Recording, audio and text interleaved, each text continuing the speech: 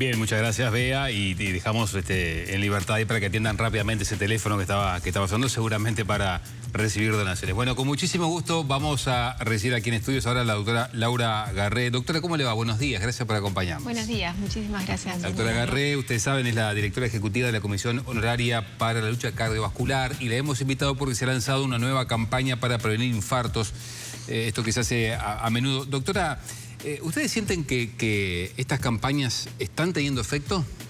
Bueno, primero que nada, muchísimas gracias por la información y es una campaña que está dirigida a la población y por eso nos interesaba mucho poder transmitir estos mensajes. Es una campaña diferente a las que la Comisión venía realizando, está enfocada propiamente a una enfermedad como es el infarto agudo de miocardio. Ya no estamos trabajando uno de los factores de riesgo, ni alimentación, ni actividad física, ni tabaco, sino que estamos trabajando en la enfermedad en sí. ¿Por qué decidieron ese cambio de foco? Bueno, es una enfermedad que tiene mucho impacto como enfermedad y como mortalidad cardiovascular. Estamos hablando que en enfermedades cardiovasculares el infarto agudo de miocardio es la primera causa de muerte en sí. Esto después, cuando lo clasificamos en sexo, tiene diferencias en el hombre y en la mujer, y si nos vamos a las edades también, pero en mortalidad precoz, que estamos hablando entre 30 y 69 años, también la enfermedad isquémica del corazón tiene un peso muy grande en lo que es la mortalidad. Y después cuando nos vamos para enfermedad, que es el análisis de egresos hospitalarios que uno hace, la enfermedad isquémica del corazón tiene un peso muy grande entre los 35 y los 75 años. Es la primera causa de egresos hospitalarios en el Uruguay en este rango etario. ¿Y eso tiene que ver con cuestiones genéticas, de herencia o condiciones de vida, digamos? Bueno, ya desde hace muchos años venimos estudiando y teniendo las guías internacionales donde se afirma que los comportamientos, adoptar comportamientos saludables y cambiar y modificar los comportamientos de riesgo tienen un peso en un 80% de las enfermedades cardiovasculares. Sin duda que los factores de riesgo de antecedentes familiares tienen un peso. Tienen un peso también en la hipercolesterolemia familiar, que también es uno de los causantes de la predisposición a infartos precoces, pero no podemos olvidar los factores de riesgo tradicionales. La diabetes es un factor de riesgo ya, con solo ser diabético, es un factor de riesgo mayor para enfermedad cardiovascular. Y después la sumatoria de eventos, de factores de riesgo hacen que esto suceda, ¿no? Nosotros en la campaña, es una campaña que enfoca no es suerte, empezá a cuidarte hoy. La enfermedad isquémica del corazón, el infarto a veces lo vemos como algo de inicio agudo, ¿no? Rápido, fulminante. Exactamente, no, estoy bien y tengo un infarto. Pero es la sumatoria de todos los factores de riesgo que durante años hacen que la consecuencia sea en un momento repentino. Ahora, entonces, sí. No, le quería consultar sobre el mensaje que da la campaña, que es lo que estaba repasando un poco. ¿Son testimonios de personas que atravesaron por este tipo de situaciones o que tienen algún tipo de enfermedad cardiovascular? Pero también se invita de alguna manera a empezar a cambiar hábitos de a poquito, ¿no? Y prestar atención, que esto me pareció bien interesante, a esas señales que el cuerpo muchas veces empieza a dar, que no es eso fulminante y que no tuvimos algún síntoma previo. ¿Qué es lo que se está advirtiendo a la población? Que me parece bien pertinente poder repasarlo por estos días. Bien, eso sí, se lograron hacer 4 audiovisuales que contamos con el apoyo del Fondo Nacional de Recursos para la Difusión, donde hay testimonios de personas que infartaron en forma precoz, ¿no? Donde manifiestan sus factores de riesgo y expresan, bueno, no es suerte, empezá a cuidarte hoy, en una forma cotidiana de poder transmitir un mensaje claro, positivo, no es alarmar en función de miedo, sino de que las conductas y los comportamientos que hoy empiecemos son la repercusión, y no de un futuro largo. Estamos hablando de población entre 35 y 75 años. Es la población activa, es la población que el infarto tiene una repercusión individual, familiar, social, laboral. Entonces, es una población que impacta mucho cuando uno conoce que una persona joven ha tenido un infarto, pero es la sumatoria de todo eso. Entonces,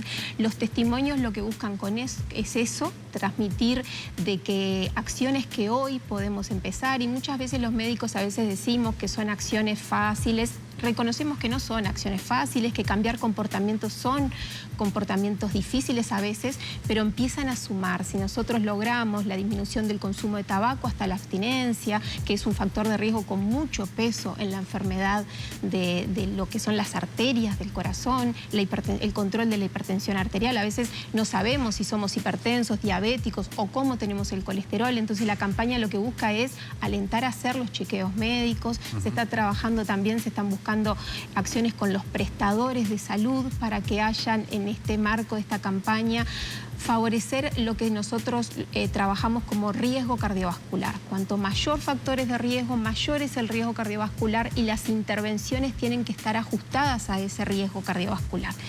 Y eso es la forma que tenemos para mirar una disminución de los eventos de la enfermedad isquémica del corazón. Y de los factores, doctora, ¿cuál sería el ranking, digamos? ¿Tabaquismo, sedentarismo, alcohol, hipertensión? ¿Cómo es? Bueno, a ver, esto es muy importante, que cuanto más factores de riesgo, más probabilidad de que la persona desarrolle.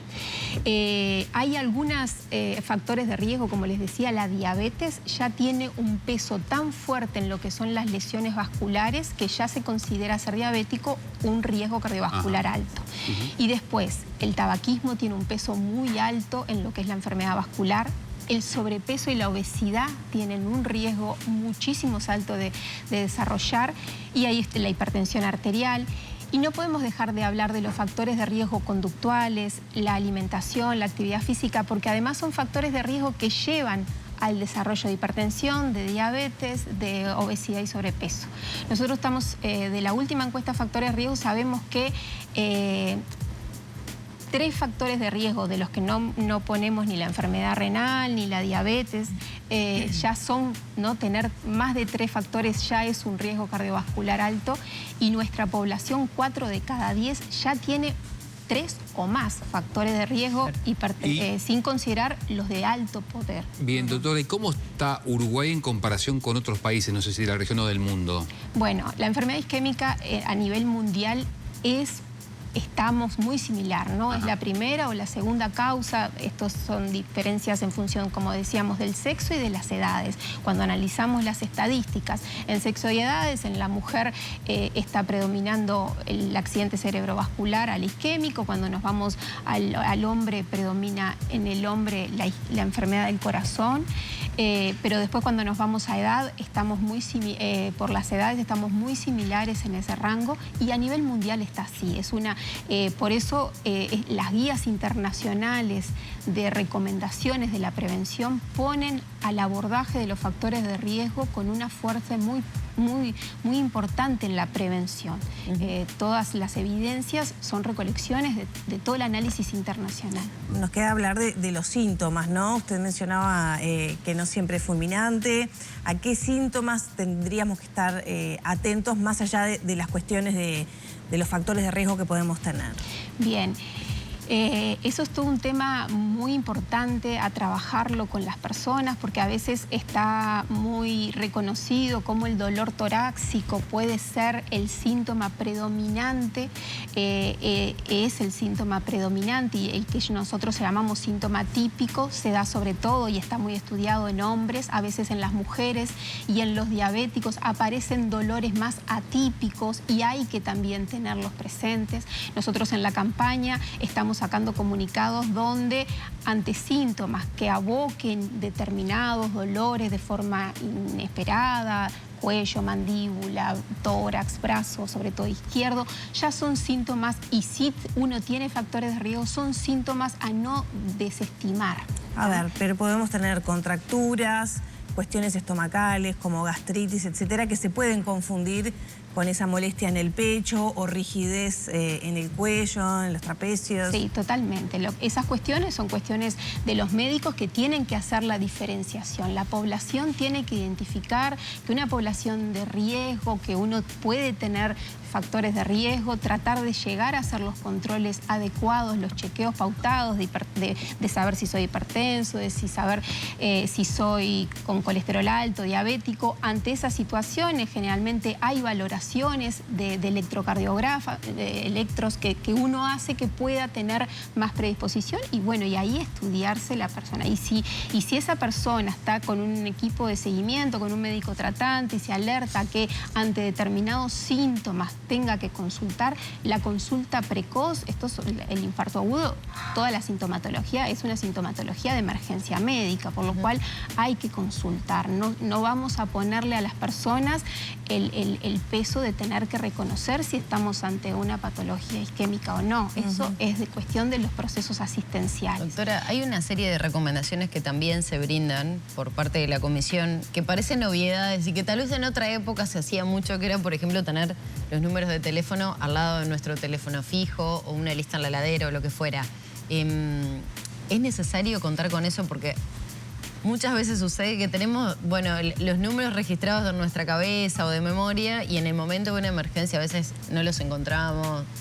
¿Qué tips se pueden dar para esas cuestiones? Sí. Sobre todo, una de ellas tenía que ver, por ejemplo, en cuanto me siento mal, ir hasta un hospital. Capaz que uno, en esa cuestión que está nervioso, no lo hace, no encuentra el número. ¿Cuáles son los pasos y recomendaciones? Bien. Sí, se ha trabajado mucho con eso, sobre todo porque a veces se estudió la percepción y sobre todo la consulta tardía, sobre todo en la mujer. A veces la mujer desestima determinados dolores y consulta más tardíamente a los servicios de emergencia, porque a veces hay varias campañas comunicacionales donde las mujeres organizamos todo para después consultar ante dolores a veces que pueden ser cardíacos.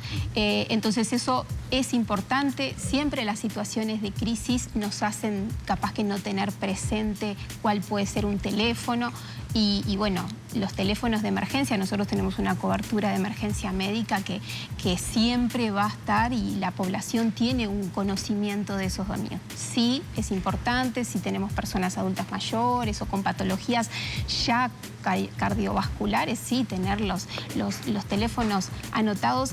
Toda situación de crisis, cuando uno baja un poco esa probabilidad de incertidumbre, es más fácil poder resolverlo. Doctora, tenemos que cerrar, nos queda un minuto. Simplemente, hay que tener cuidados especiales en verano y teniendo en cuenta estas olas de calor que sufrimos la semana pasada y la que aparentemente vamos a sufrir ahora entre los próximos días. Bueno, nosotros sacamos también un comunicado de los cuidados en las personas con enfermedades cardiovasculares con respecto al calor, sobre todo las temperaturas extremas que pueden hacer en las personas que tienen hipertensión arterial e insuficiencia cardíaca, que baje la presión arterial, sobre todo los que están con medicamentos, y eso pueden tener sintomatologías de lo que llamamos la hipotensión arterial. Generalmente los meses de verano se recomienda más consultas a sus médicos tratantes y más controles de la frecuencia de la presión arterial, porque a veces hay que ajustar medicación. Hay que ajustar medicación, hay que no tener tantas transgresiones dietéticas con sodio o bajarlo. Hay que determinadas conductas porque sí, el calor favorece, y aunque nosotros podemos pensar que baja la presión, en determinados contextos y sobre todo cuando hay medicación para bajar, esto puede ser sintomático. Doctora, ha sido muy amable como siempre. Muchas gracias a ustedes por estos mensajes.